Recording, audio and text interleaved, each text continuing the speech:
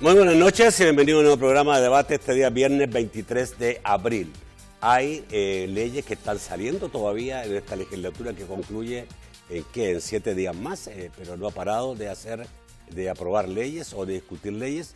Y hay 3 que realmente creo que son muy importantes de conocerlas. Por eso esta noche vamos a tratar de entender qué está pasando. De hecho, una ya fue aprobada el día de ayer, que es la Ley de Protección de Datos Personales. No había una ley que protegiera los datos personales, hoy ya existe. Hay que ver si el presidente no lo vaya a vetar, pero por lo menos, digamos, la Asamblea ya la aprobó. Y están 2 pendientes, una la ley de agua, que ya sabemos que tiene largos años de discusión y que se ha dicho que es posible que antes que termine estos 7 días, esta actual legislatura se pueda aprobar. El presidente ha dicho también que la va a vetar, pero bueno, también, digamos, hay un trabajo realizado ahí. Y el Código Procesal Laboral, porque en El Salvador no existía un Código Procesal Laboral. Tres temas para tocar esta noche con mis invitados que presento inmediatamente. Marta Evelyn Batres, quien es diputada del Partido Arena y además presidenta de la Comisión de Medio Ambiente. Buenas noches, Nacho, gusto saludarte en estos últimos días que me quedan de legislatura. Jacobo, un gusto compartir contigo y estamos para conversar siempre con los televidentes. Gracias, Marta Evelyn. Jacobo Cruz, asesor jurídico de la fracción del FMLN. Buenas noches. Buenas noches, Nacho. Bienvenido. Marta Evelyn. Un gusto poder compartir aquí con ustedes. Bueno, la fábrica de leyes sigue funcionando. Vamos a saludar a quien hace posible este primer segmento de debate, la Central de Seguros y Fianzas, líder en fianzas. Los salvadoreños somos valientes. Somos solidarios. Juntos saldremos adelante. Como siempre, ánimo y a luchar. Protejamos a los que más amamos y caminemos juntos con fe. Comprometidos con el progreso de El Salvador. La Central de Seguros y Fianzas, su centro de confianza. Bueno, Marta Evelyn, ¿qué pasa con la ley de agua? ¿Ya se podría aprobar lo que resta de 7 días? Bueno, yo me he caracterizado, Nacho, por hablar siempre con honestidad. Veo difícil lograr esta aprobación, pero también quiero decir que nosotros hemos continuado con el compromiso que adquirimos al inicio de este año de poner como prioridad el tema de la ley de agua y también me siento satisfecha hasta donde hemos llegado. Me hubiera sentido plena si esta ley se hubiese podido aprobar, que fue el ímpetu que le puse desde el inicio en este estudio, pero no lo hemos logrado. Hasta el momento llevamos aprobados 103 artículos. Esto nos ha permitido avanzar significativamente. Hablar de 103 artículos es hablar bastante de la ley, donde hemos superado todos aquellos puntos que nos dividían en realidad, que eran los más difíciles, que es toda la institucionalidad del ente rector. Y he convocado todavía, Nacho, para el día lunes para poder avanzar muchísimo más. ¿Cuál es el objetivo de esto? Es esperar, en realidad, una sensatez y un compromiso de la legislatura que está por iniciar, de tomar en cuenta este avance que hemos tenido, porque antes no se había llegado tan cerca, digámoslo así. Lo veo difícil de aprobarlo para el día martes. ¿Cuántos artículos faltan? Mira, Nacho, lo que pasa es que hay diferentes proyectos de ley, pero yo te pudiera andar diciendo que andaremos por unos 150 artículos, más o menos. ¿Están aprobados 115? Y están aprobados 103 hasta el 103. momento. Esperamos avanzar el día lunes todavía, pero difícilmente, lo debo decir, lleguemos a concluir la ley, ¿verdad? Y el día martes es la plenaria. Marta, uno siempre se pregunta por qué una ley que lleva 13 años de discusión no se puede aprobar. Demasiados intereses, Nacho. Y cuando te digo intereses... Pero puede ser más clara en términos de qué intereses. Mira, es un tema político, lastimosamente. O sea, el tema del agua se llegó a politizar de tal forma en que tú no podías establecer una discusión técnica dentro de las comisiones.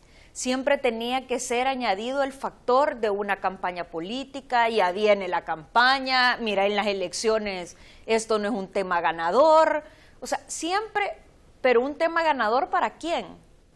Siempre fue así. Yo te voy a decir, yo pudiera contar historias de historias en todo este proceso, Nacho, personales que he vivido, pero eso no me impidió continuar con una responsabilidad que a título personal considero que es totalmente importante que exista una ley de agua. ¿Por qué? Porque regulás todo lo que está pasando.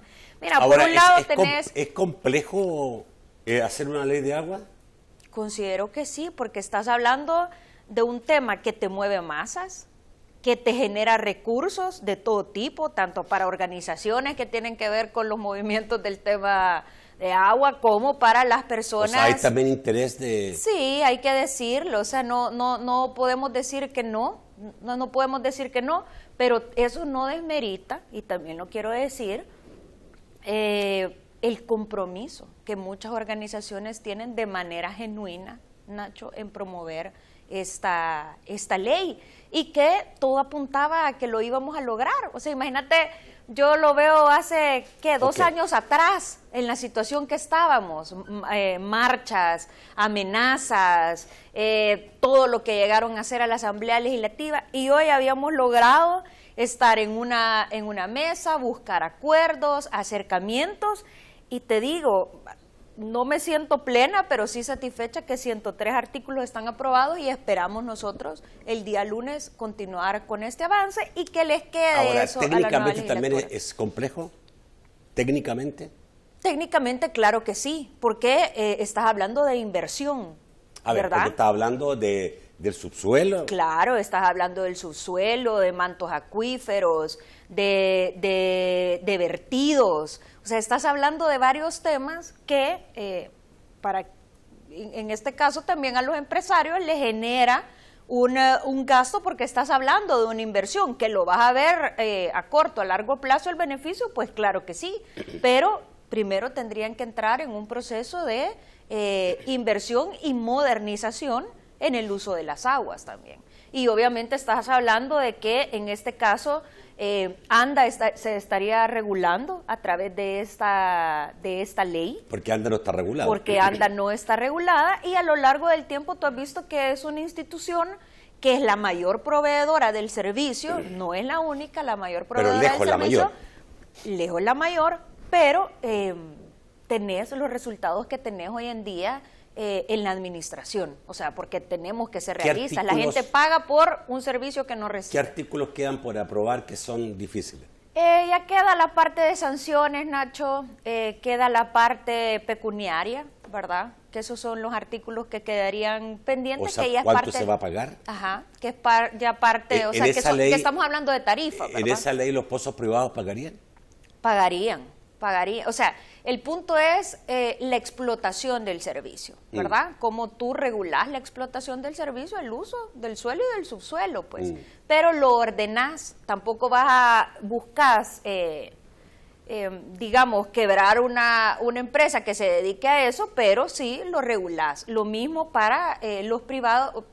Cuando te estoy hablando de privados, no solamente estamos hablando de empresas, estamos hablando de personas que tienen su terreno, su cooperativa, sus juntas de agua, que son administradoras del servicio. Que tiene un terreno y que puede hacer un pozo ahí, claro, ¿también estaría regulado? O sea, estaría regulado por lo menos para informar a la institución de que tienen ese pozo, porque hoy por hoy muchos no se sabe dónde están, y pudiendo proveer a la comunidad, porque en muchos casos hay iniciativas privadas o propias, digámoslo así, de gente que le sirve de agua a la comunidad. ¿Quieres agregar algo sobre este tema? Sí, Nacho.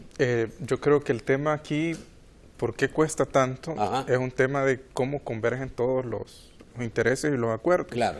O sea, no es fácil tratar de unificar criterios sobre un tema tan relevante como es el agua. Entonces, en apariencia puede decir, no, es fácil, pónganse de acuerdo, saquen la ley ya. Pero imagínate si en cosas tan simples como ponerse de acuerdo, qué van a comer, a dónde van a ir a comer, hay problemas, no se diga en una nueva normativa que incluye y que afecta a diversos sectores de la población y que hay varios intereses, como ya lo dijo bien Marta Evelyn, ¿verdad? Entonces, es obvio que hay cierta dificultad a la hora de aprobar. Ahora, los diputados entrantes van a tener la posibilidad de retomar el estudio, que es lo más lógico, porque si vuelven a empezar de cero, va a ser otra nueva discusión. A ver, me parece que ustedes empezaron de cero cuando entraron hace 3 años atrás. Empezamos de cero, pero porque se dieron varios factores, Nacho. O sea, es como, a veces es fácil hablar, pero el historial se vuelve complejo. Fíjate que en la legislatura pasada nosotros logramos aprobar 5 artículos.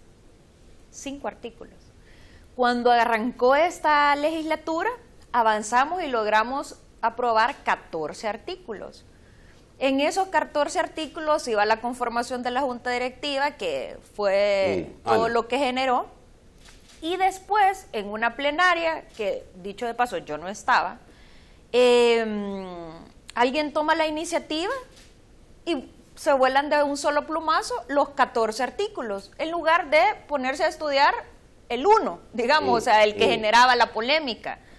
Y entonces así regresamos nuevamente a 0 artículos. A 115. Que empezamos prácticamente este año. Pero, ok, yo te quería preguntar porque me temo que van a volver a 0. Sí, y no deberían. O sea, si hay algo que se ha trabajado, que ya se ha logrado cierto consenso entre los diferentes sectores sociales, es importante seguir con ese avance, porque imagínate, ellos ahorita, Nuevas Ideas, por ejemplo, tienen la mayoría calificada y podrían aprobar el primer día una ley, pese a que el gobierno ya tiene más de 2 años y no presentó ningún tipo de iniciativa sobre el tema del agua. No ha presentado este gobierno iniciativa. No presentó ninguna iniciativa. Ya. Entonces, pero digamos que lo han trabajado y lo han mantenido oculto y ahora ellos van a llegar y lo van a aprobar. No lo pueden aprobar sin conversar con la gente. O sea, ese es otro problema. Pese a que ellos puedan tener la mayoría, estos son temas que incluyen a toda la sociedad y se tiene que hablar con los distintos sectores. Por eso también, no solo es que los diputados se ponen de acuerdo entre ellos allí en la asamblea, hay que hablar con la iglesia, hay que hablar con las juntas de agua, hay que hablar con las universidades, hay que hablar con los distintos sectores de la sociedad, agrícola, con los empresarios, industriales, sí, porque viene tratamiento de agua, viene el manejo de agua residual, el tratamiento de los riegos para los campos agrícolas. Todo eso se tiene que regular, entonces son diversos sectores con los que se han consultado, se ha trabajado, y empezar de cero significa volver a platicar y hacer esas conversaciones con todos esos sectores. Entonces, y también es un consejo que a pesar de que se tenga mayoría, las consultas con la gente sobre qué es lo que se va a hacer y con los otros partidos políticos siempre es necesario. Okay. Ahora, sí creo que se politizó mucho el tema. Sí. Sí. Y la politización del tema fue impidiendo que se avanzara en muchas cosas. Creo que es la ley que ha tenido más presiones. Y te voy ya a sea decir, en manifestaciones, en llegar a la asamblea, en gritos desde la galería, etc. Y te voy a decir una cosa. El corte y vamos a seguir. Ya volvemos. Cerremos el agua. Finalmente tú querías hablar, pero a lo mejor... No, te quería decir de que Jacobo tocaba un punto y es la falta de interés o demostrar el interés que se tiene en el tema. Hasta la fecha, pues, nosotros requerimos de un informe o una posición del Ministerio de Medio Ambiente y hasta la fecha nunca se recibió información de organizaciones, de iglesias, de gente privada incluso, o sea, particular, que nosotros abrimos esa consulta ciudadana y gente particularmente empezó a mandar sus observaciones o sus posturas sobre la ley, pero nunca lo vimos una posición institucional por parte del Ministerio de Medio Ambiente. Entonces, eso dice mucho. Al final, Nacho, si en realidad es un tema importante, es un tema trascendental, espero yo de que tomen en cuenta el trabajo realizado, porque ya no, de verdad, cuando tú vas a ver tanto año, lo único que han venido haciendo los proyectos es como actualizándose un poco, pero ya no tenés nada que sea wow, súper innovador, que van a salir y van a decir, no, esto nada de esto podemos tomar en cuenta, porque ha sido a través de las consultas ciudadanas, comparación de la ley, o sea, legislación comparativa y todo lo demás. Entonces, yo esperaría en realidad, por beneficio del país, Marta, que sea una ley hace pocos días productiva. leí que el 40% del agua lo consumían los industriales o agricultores. Eso, ¿Es así o no? Eso no es tan así, Nacho. Yo no entraría como en ese debate, porque ya tendrían que ser ellos en una manera técnica que establecieran el consumo. Pero sí, es un recurso que ya se volvió finito, que las posibilidades o los privilegios que tenemos en este país del agua lluvia, no tenés plantas de captación de agua lluvia, más del 90% de esta agua se va a los ríos, se va al mar, más del 55% del agua potable en la zona urbana se pierde, la pierde, ya no estamos, o sea, imagínate que para estar en la zona rural, entonces hay mucho desperdicio. Entonces venirte a enfocar tu mirada en una sola manera de consumo y no de aprovechamiento, también es un poco, difícil. Y también, digamos, es tan importante tomar agua como comer. O sea, claro, claro. Requieres, digamos, de tener sobre todo la agricultura. Si no, mira lo que está pasando con las pavas, que ese del 80% lo venimos oyendo desde ahora el comisionado del agua. Ahora que no lo han terminado. Entonces, Pero decís... yo tuve al presidente de ANDA diciendo que había terminado. Bueno, que con esto, digamos, con este trabajo realizado anteayer o hace 3 días atrás, ya estaba concluido. Que habían cortado el servicio. Habrá que ir a las colonias donde es la pava, las pavas, la proveedora del servicio, para ver si tienen agua cuando abren el chorro, ¿verdad? Porque una cosa son los discursos y otra es la realidad. Mira, cuando fue lo del agua chuca, dijeron que todo estaba bien y la gente enfermándose del estómago. Entonces, bueno.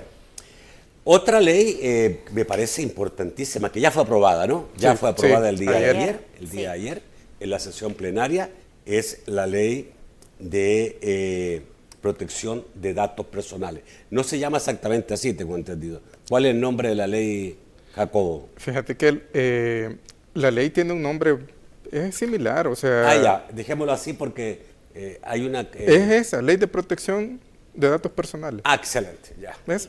A veces le ponen unos nombres larguísimos a la ley.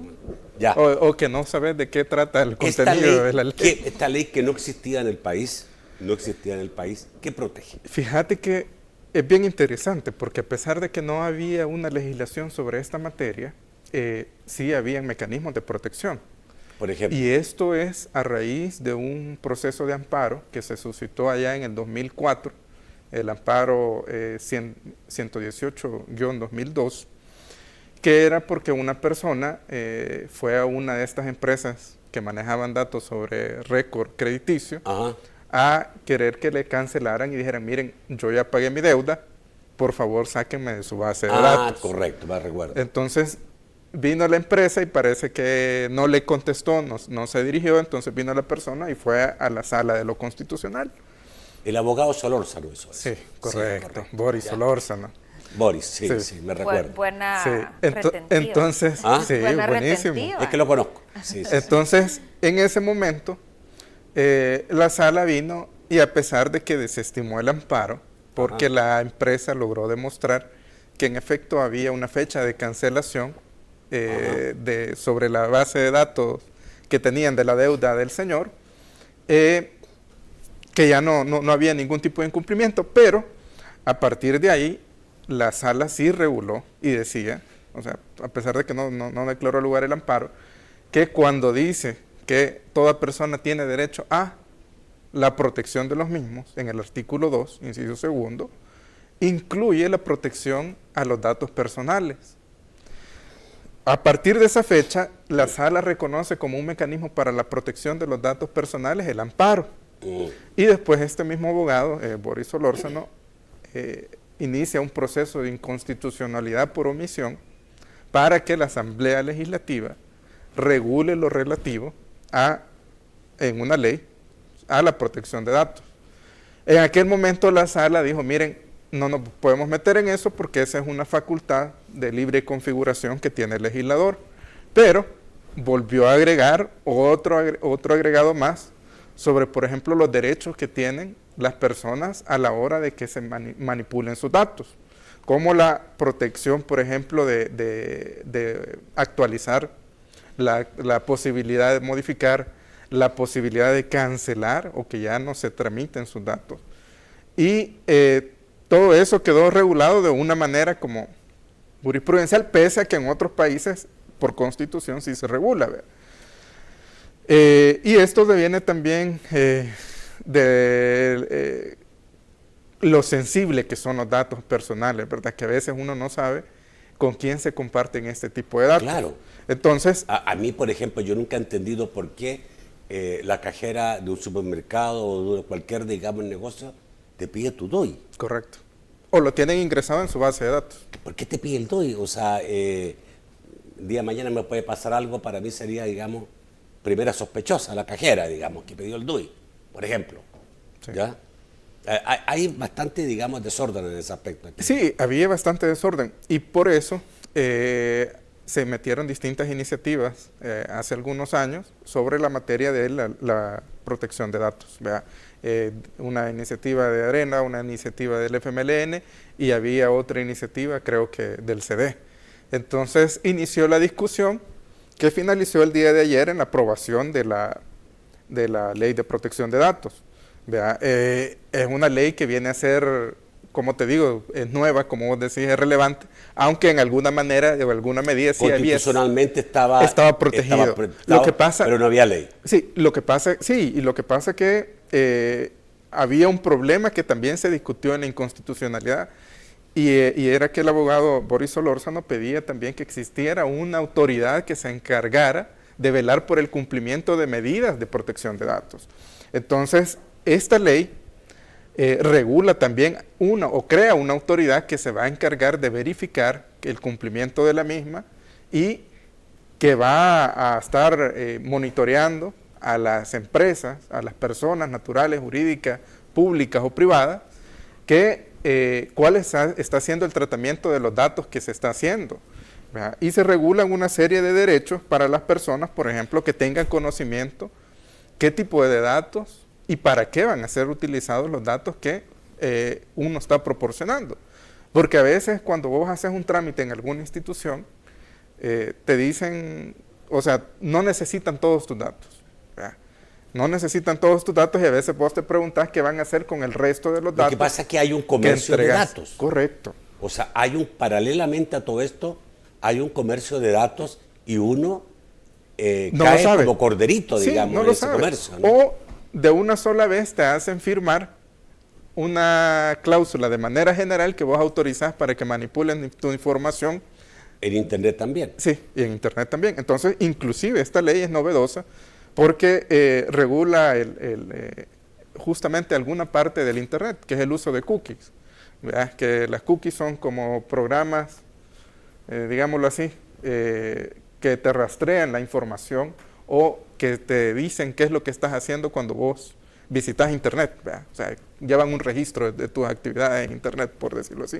Entonces, esta ley... Eso es tremendo, o sea, que Sí. conocen todo. Sí, sí, porque a partir de ahí ya te salen las sugerencias de Te saben tus gustos. publicidad, correcto. Y también esos datos se venden. Pero ¿no le ha pasado a ustedes Vea. que de repente están hablando de algo? A mí me ha pasado, una vez estábamos hablando de qué bonito debe ser ir de vacaciones a tal parte que acá y toda la cuestión, y lo estaba conversando en familia, y al minuto, digamos, abro mi celular y ya me estaba cayendo una sugerencia de viaje ahí. Sí. Te sugiero O que sea, veas, hay una serie el mundo en que Netflix vivimos, de eso. Hay una serie en Netflix Sí. que te asustas, o sea, Sí. la ves. Yo la vi. Y es todo lo de redes sociales. Sí, sí, sí. O sea, que es un poco lo que tú estás hablando Sí, de, sí, sí, de lo sí, que sí. está pasando. Y el reconocimiento facial también, que es Sí. otra cosa. Sí, o no sea- sé si está ahí, ¿no? Ok, creo que tengo que ir al corte. Ya, vamos a ir al corte. ¿Está el reconocimiento facial? No. No. Tampoco Pero llega, pero sí Ay, hay lo que cierta pasa que manipulación de datos. Eso es lo principal y el mundo el día de mañana va a ser por reconocimiento facial. Fíjate que Incluso- con eso, tal vez brevemente, hay un problema, y es que la tecnología va avanzando a un paso Están que deja cualquier legislación que vos emitas en algún momento de una manera desfasada. Ah. Entonces, no hay una sincronía entre la legislación que se emite y la tecnología. Vamos a ir al corte y volvemos rápidamente para seguir hablando de esto. Bueno, esta ley de datas es realmente una ley tremendamente necesaria. Se estaban produciendo muchos abusos, ¿no? Sí, Yo y lo principalmente es que la gente no sabe cómo, o no sabía cómo se están manipulando sus datos. Por eso ahora la ley ya establece... Cuéntame qué es lo que establece, qué no se puede hacer y cuáles son las sanciones. Fíjate que las sanciones van de los 2 salarios mínimos hasta los 10, dependiendo del tipo de infracción que cometas. Para el sector comercio y servicio. Pueden ser infracciones leves, graves van y muy graves. De 600 a 1000. Hasta casi como 3000 o más, dependiendo del tipo de infracción que cometas. Sigue siendo poco, ¿eh? Depende. ¿Cuáles son los delitos más graves? Lo que pasa es que justamente no solo es una infracción, ¿verdad? Sino que también puede dar lugar a una responsabilidad penal. Entonces, la sanción pecuniaria es distinta de la responsabilidad penal que pueda cometerse, porque ahora que ya está regulado sí puede haber lugar a un tipo de sanción penal. La infracción quizás más grave que existe es que utilices los datos personales para un uso diferente a que la persona ha autorizado, porque ahora, previo a que vos hagas algún tipo de presentación de datos, digamos, las personas naturales, jurídicas, estatales o privadas están en la obligación de que brindes tu consentimiento para el uso y manejo de los datos, pero también te tienen que informar para qué lo van a utilizar. Entonces, vos autorizás, sí, yo quiero que, por ejemplo, que conozca mi crédito, mi récord crediticio X empresa, ¿verdad? Pero ese acuerdo no incluye la transferencia de tus datos a terceros. Entonces solo lo va a conocer la empresa que maneja el récord crediticio y vos. Si esta empresa viene y lo traslada hacia otro sin tu autorización y consentimiento, está cometiendo una infracción de las más graves. Entonces, justamente por eso a la hora que vas a dar tus datos, ahora las empresas están en la obligación y las entidades públicas también, de hacerte saber para qué van a utilizar tus datos. Ahora, y también te dice la ley que tiene que ser únicamente para circunscribirse a aquellos fines que vos estás solicitando. O sea, no puede exceder más allá del objeto de lo que del trámite que vas a hacer. A ver, pero ponte, uno va a un banco y pide un préstamo. Y entonces el señor que te va a recibir ahí, el del banco, lo primero que hace es entrar, digamos, a no sé dónde, a una empresa, donde y pone tu DUI ahí, tu nombre, y ya le sale, digamos, tu récord crediticio. ¿Esas empresas están autorizadas? No, porque no había una regulación legal. Ajá, pero ahora la ley les da... Mira, la ley no va a entrar en vigencia en este momento, sino que es un año después de la publicación en el diario oficial. ¿Por qué un año después? Porque hay un periodo para que las empresas que se dediquen a este tipo de manejo de información de datos personales y los que ya tienen datos personales se adapten a la legislación. Porque también es bien injusto que vos vengas y les digas, bueno, miren, hay esta nueva normativa, ustedes empiecen a aplicar ya. Porque también la ley te exige que hayan protocolos de seguridad para el manejo de los datos. O sea, si vos no cumplís con los parámetros de seguridad que te establece la ley sobre el respaldo que tenés que tener, sobre qué hacer en caso de incidente, de que la información se filtre o se la roben a alguien, no podés entonces manejar datos de manera personal. O sea, es necesario que todas estas empresas, que las instituciones del Estado puedan actualizarse a la normativa y para eso dan un plazo de 6 meses. La ley es específica en la materia de este tipo de datos comerciales, ¿no? ¿O en general? Es en general, porque incluyen los datos médicos. Y que ahí, por ejemplo... Incluyen datos médicos. Sí, y por ahí, por ejemplo, se establece una excepción, ¿vea? A la regla, que sí pueden dar tus datos médicos siempre y cuando se trate de situaciones urgentes, ¿vea? Por ejemplo, que tenés un accidente o que necesitan remitirte a otro hospital distinto al que vos estás asistiendo, entonces pueden compartir tus datos, o en caso de investigaciones judiciales o penales, ¿vea? O sea, ahí no hay por qué restringir este tipo de datos personales. Entonces sí te establece también ciertas excepciones, pero son excepciones que van dentro del marco de alguna investigación o de algún caso que amerite. En el caso de los cookies, que es Es una cosa internacional. ¿Cómo se maneja? Fíjate que lo que pasa es que como aquí hay proveedores, ¿verdad? Que hay delegados de todas esas empresas, y lo que van a tener que hacer es, pues sí, adaptarse. Lo que te dice al final, en todo caso, es que los cookies te tienen que decir qué es lo que van a hacer, ¿verdad? O sea, me imagino yo que lo que van a hacer estas empresas es adaptarlo igual a la ley, bueno, y decirte, mire... Normalmente eso se hace, digamos, en Internet para saber tus gustos. Sí, y depende de los gustos que tú tengas, cómo te empieza a caer la publicidad. Sí, correcto. ¿Ah? Sí. Pero en algunos... Si te gusta el fútbol, te van a caer muchas cosas. Lo que pasa es que y por eso te decía yo que la tecnología va siempre un paso más adelante que la legislación. Si vos te fijas, en varios sitios que vos visitas, ya te dicen, si ves un periódico, por ejemplo, te dicen, miren, nosotros usamos cookies, y dele clic en usted aceptar si está de acuerdo en que usemos las cookies. Entonces, lo mismo te dice acá. Reglas especiales para el aviso del uso de cookies. Solicitud de consentimiento expreso, ubicación en un lugar visible, de forma legible y fácil comprensión. Y el tipo de cookie que están utilizando. O sea, eso es lo único que los sitios están obligados a decirte. Y si hacen alguna modificación en las cookies de la plataforma, el sitio web, están obligados a informarte. Ahora eso también se va a hacer a través de un reglamento técnico que va a hacer en coordinación con el organismo salvadoreño de reglamentación técnica. Entonces también porque lleva ciertos elementos que son más técnicos y más específicos que el manejo general de datos. No sé si entra esto, digamos, y que a muchos le ha pasado que van a una colonia privada y le piden el carnet, el DUI, y le toman foto. Le toman foto. Hoy hay cámaras donde solo lo ponen así y ya. ¿Y eso? Fíjate que el problema es de aplicación. O sea, el tema siempre con las leyes es un tema de aplicación, y la entidad que va a ser encargada de regir este tema, yo no creo que alcance hasta ese nivel. Debería por lo menos establecerse algún tipo de advertencias, y por lo menos la gente debería de saber que esa toma de datos no es una toma de datos autorizada, porque no te garantizan los mecanismos de seguridad sobre el manejo de datos sensibles, como es el TUI y tu dirección, tu tipología de sangre, todos los datos que aparecen contenidos en él, y por tanto no debería de hacerse, ¿verdad? Pero entre la práctica y que haya alguna autoridad que se encargue de ir hasta el municipio de allá, de Meanguera del Golfo, a verificar que la persona que está ahí te pidió el DUI y le tomó foto, es bien complicado. En el caso, digamos, de la entidad que da en El Salvador los DUIs, que te emite, que tiene toda la información de uno, ¿esa está regulada o no?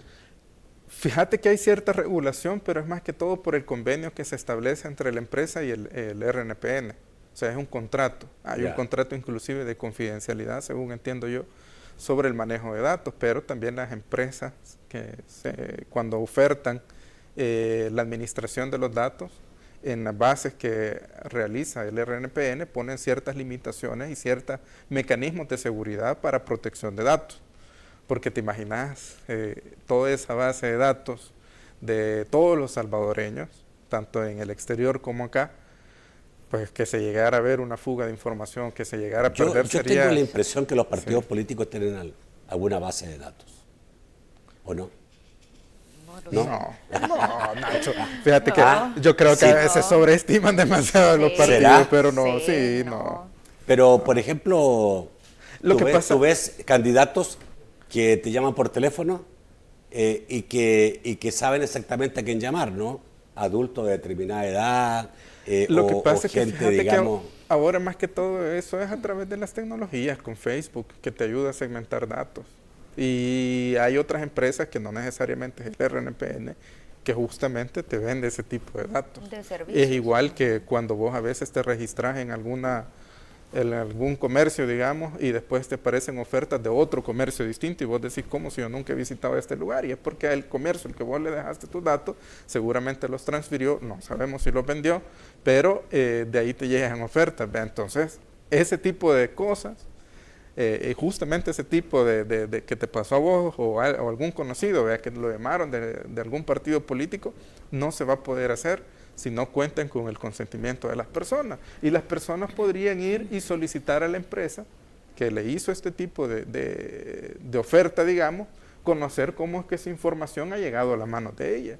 Y si ella no puede, porque la carga probatoria ahora recae sobre estas empresas, de que cuentan con el consentimiento de la persona que brindó los datos y que hay un manejo que ha sido legal. Y si no lo pueden comprobar, pues van a ser sancionados. Imagínate, bueno, y eso que estamos hablando aquí, te puedes ir a detalles del día a día. Tú llegas a un centro comercial ahora y te dicen Wi-Fi gratis. Y entonces metes e ingresas tus datos en el momento. O sea, tu correo electrónico. Sí, claro, sí. Metes tu correo electrónico. O vas a una tienda a comprar y la tienda tiene Wi-Fi y te querés conectar y ya recopila tu información y te empieza a caer cualquier cantidad de propaganda y publicidad de ellos. Entonces, en realidad y fíjate cómo es el mundo tecnológico, porque esto tiene que ver con los avances de la tecnología. Entonces, ¿cómo vas a ir pasos adelante? Pero una manera de esto es empezar. Imagínate cuando que ese caso que tú estabas diciendo, Nacho, fue lo de DICOM. O sea, todo el mundo era aquel miedo de caer en DICOM, porque venían y te perseguían, y entonces, claro, y eso surge, ese amparo surge a raíz de DICOM, y cuánta gente vivía atemorizada. Bueno, el otro ley que está por aprobación, que es sumamente importante, es el Código Procesal Laboral. Y resulta que nosotros tenemos un Código Laboral, pero no teníamos el Código Procesal Laboral, y entonces, digamos, el proceso, ¿cómo se dice exactamente? Se sustanciaba. ¿Cómo se ejecutaba la ley? Estaba tomado, digamos, de otros códigos y no de un código específicamente procesal laboral. ¿Así es, Jacobo? Sí, fíjate que el tema es que nuestro sistema jurídico tiene un origen bastante civilista. Entonces, los procesos prácticamente... Dicho en términos de que no son un abogado, ¿qué significa que sea civilista? Fíjate que hay un código, el Código Civil, que data de casi 1400 y algo, si no es que un poco por ahí, pero es bien, bien antiguo. Y esas reglas después se traducen a un Código Procesal Civil y Mercantil. Pero las naturalezas de las materias son distintas. La materia civil es una materia que entre privados vos lográs establecer acuerdos. Entonces las reglas sobre esa materia civil pues tienen una forma de tramitarse y de solucionarse. Pero la materia de trabajo es una materia totalmente distinta que necesita reglas específicas sobre el trámite de los procesos. Entonces vos no puedes adaptar las reglas del civil y mercantil a las reglas laborales. Por eso es que era necesario un nuevo código procesal laboral. ¿Verdad? El tema es que, pues sí, igual que el resto de leyes, requiere un consenso de todos los grupos parlamentarios, de todos los actores sociales, y hay una discusión, o al menos ya hay un dictamen pues para aprobarlo. El tema es que es una ley que abarca casi 400 artículos. Entonces, ¿te imaginas la discusión de 400 artículos? Prácticamente hay que hacer una plenaria exclusiva para su aprobación. ¿Verdad? O sea, no se logra aprobar. Yo no creo que se logre aprobar en estos días, a menos que se haga una sesión extraordinaria para la discusión, pues, pero habría que ver si se puede. Yo creo que la legislatura entrante tiene que retomar esto, porque si es algo necesario. ¿Cuáles son los beneficios o garantías que se logran al tener un código procesal laboral? Certeza jurídica en el proceso, porque esto, para empezar, es una iniciativa que presentó la Corte Suprema de Justicia, ¿verdad? Justamente porque ellos son los que se encargan de ejecutar los procesos y no había alguien como que, o sea, no había esa materia que estuviera regulada. Entonces viene la Corte, presenta la iniciativa, pero también surge a producto de una recomendación que hace la Organización Internacional del Trabajo. O sea, hay varios actores que han intervenido en este proceso. Que le dicen a la Asamblea Legislativa es necesario un código procesal. Sí, justamente por lo que las personas, los empleados, tienen que tener certeza sobre cómo se va a tratar el caso de las infracciones, los casos de los despidos principalmente. ¿Verdad? Por ejemplo, ¿qué cambia? ¿Qué puede cambiar con esto? En caso de un despido, para ir específicamente a lo que a la gente le ocurre, digamos, en un día a día, el despido o el hacer trabajar más de 8 horas diarias. Fíjate que en principio regula, por ejemplo, medidas cautelares, ¿vea?, que garantizan cumplimiento de sentencias judiciales. Hay plazos ya, porque actualmente, por eso te digo, los plazos que se establecen en los procesos civiles y mercantiles son distintos a los que se establecen en los procesales laborales. Entonces, cuando ya tenés procesos definidos específicamente para la materia, ya tenés plazos también definidos sobre cuánto tiempo tienen que tardarse en resolver alguna etapa procesal. Y esto le da una efectiva tutela a los derechos de los trabajadores en cualquier tipo de... Porque no solo es, por ejemplo, que regula el tema del despido, sino que regula temas de libertad sindical, el despido lo mencionaba porque es algo como que lo más grave, vea. Pero regula todo tipo de procesos y se han tratado como que desarrollar las etapas. Hay una, por ejemplo, antes había una etapa conciliatoria, pero hoy esa etapa queda eliminada, vea. O sea, tenemos vacíos en la legislación laboral. Yo sigo viendo cosas que no me parecen. Sigo viendo en la realidad del país versiones de gente que te dice, no, a mí no me pagan el mínimo, me pagan menos del mínimo. No, yo trabajo más de 8 horas diarias y no me pagan más de 8 horas diarias, me pagan solamente las 8 horas diarias.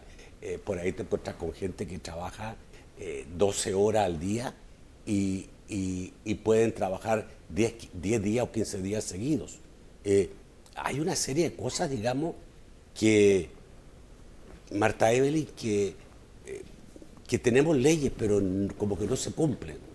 Claro, y lo que pasa es que en realidad las autoridades o las instituciones controloras no hacen su trabajo y aquellas que intentan hacerlo, pues no dan abasto para hacerlo. Bueno, aparentemente el número de inspectores del Ministerio del Trabajo es muy bajo. Claro, y ahora imagínate que tu mecanismo de denuncia ya no es a través del Ministerio de Trabajo, sino en las redes sociales, y así llega la institución a verificar un despido injustificado, a corroborar si es un despido injustificado o no.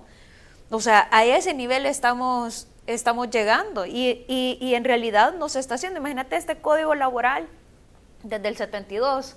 Imagínate hasta el 2021 estamos hablando de una ley procesal laboral.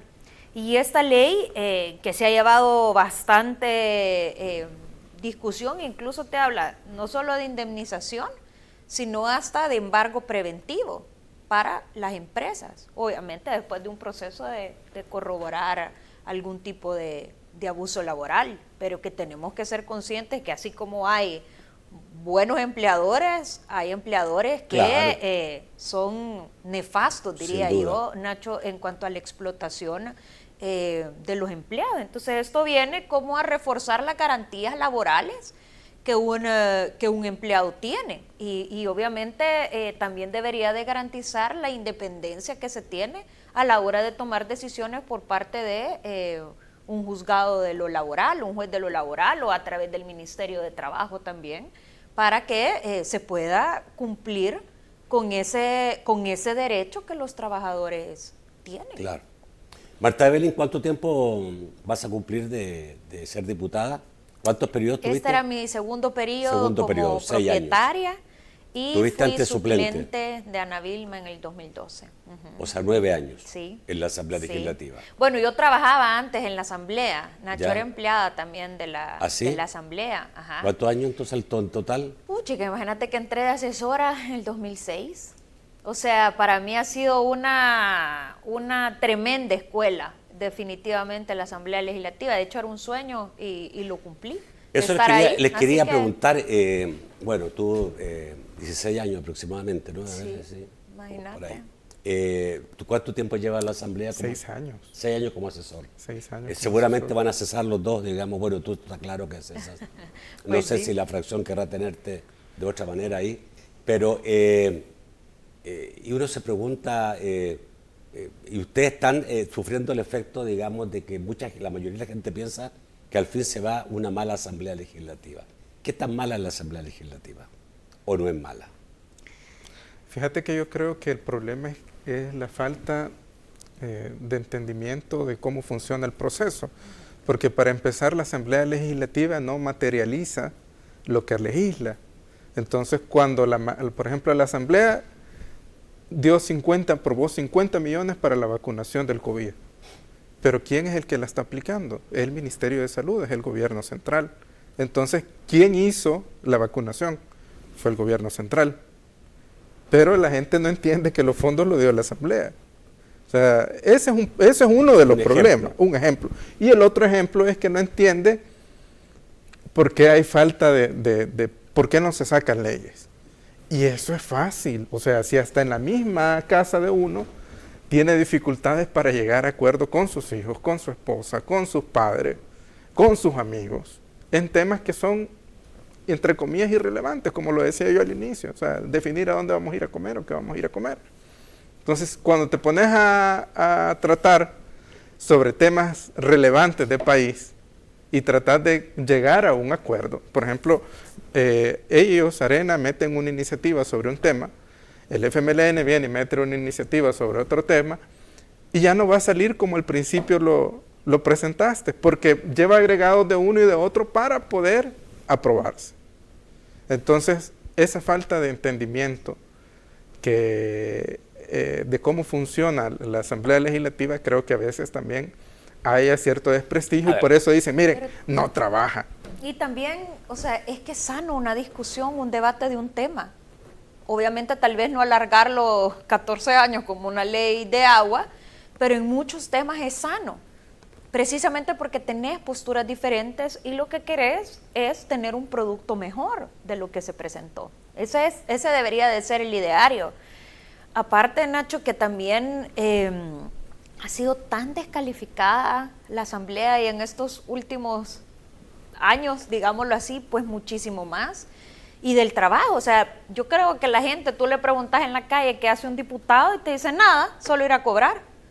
Más no sabe las horas de desvelo, la carga laboral que se tiene, las discusiones, el estrés que te genera estar tratando de convencerte a ti o discutir contigo. Claro, lo que pasa es que la gente ve a los diputados solamente en la plenaria. Es correcto. Pero antes de eso han habido comisiones y trabajo de comisiones. Y trabajo territorial también, Nacho, porque muchos sí pueden ser de que están solo en la oficina, pero otros sí nos hemos caracterizado por ser de territorio. Entonces, todo ese tipo de cosas influyen en una mala imagen que te da los resultados que tenemos hoy en día. Se nos acabó el tiempo. Obviamente le quería preguntar esto. Creo que ambos son, digamos, trabajadores importantes que tuvo la Asamblea Legislativa y el país, y les deseo mucha suerte. Jacobo, muchísimas gracias por estar esta noche. Marta, a ti, Nacho. Gracias. Nacho. Espero seguirlo viendo, le vamos a seguir invitando. Claro, Nacho. Aquí vamos a hacer otro día de debate en tu agenda de la semana. Sí. Gracias a usted, amigo televidente. Los espero el lunes a las 8 de la noche en un nuevo programa de debate. Que pasen muy buenas noches.